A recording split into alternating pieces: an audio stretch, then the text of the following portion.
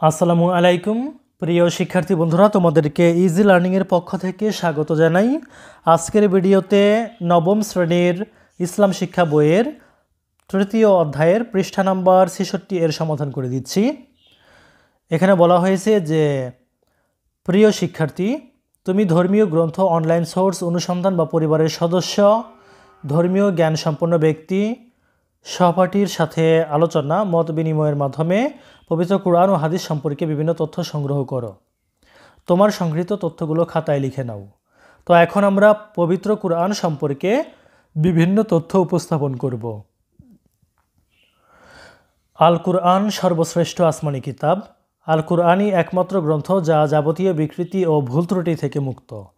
মানব জাতির হিদায়াতের জন্য আল কুরআনকে পরিপূর্ণ জীবন ব্যবস্থারূপে অবতীর্ণ করা হয়েছে। জ্ঞান বিজ্ঞানের মূল উৎস হচ্ছে আল কুরআন। এতে রয়েছে সমস্ত সমস্যার সমাধান। কুরআন মহান আল্লাহর পক্ষ থেকে প্রকাশ্য ওহী। নামাজে কুরআন পাঠ করা হয়।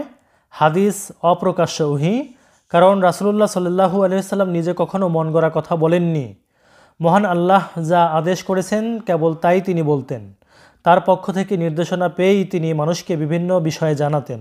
মহান আল্লাহ বলেন, আর তিনি নিজ প্রবৃত্তি থেকে কোনো কথা বলেন না, তা তো ওহী যা তার প্রতি প্রত্যাদেশ হয়। হাদিস কুরআনের নির্ভুল ব্যাখ্যা স্বরূপ। হাদিস ছাড়া কুরআন মেনে চলা অসম্ভব। কুরআন মাজিদে মহান আল্লাহ শরীয়তের সকল আদেশ নিষেধ বিধিবিধান বর্ণনা করেছেন। এতে শরীয়তের আহকাম, মূলনীতি ও নির্দেশনাবলী খুবই সংক্ষিপ্তভাবে বর্ণনা করা হয়েছে। আর এই সংক্ষিপ্ত নির্দেশনাগুলোকে বাস্তবে কার্যকরী করার জন্য মহানবী সাল্লাল্লাহু আলাইহি ওয়াসাল্লাম প্রয়োজনীয় ব্যাখ্যা বিশ্লেষণ করেন।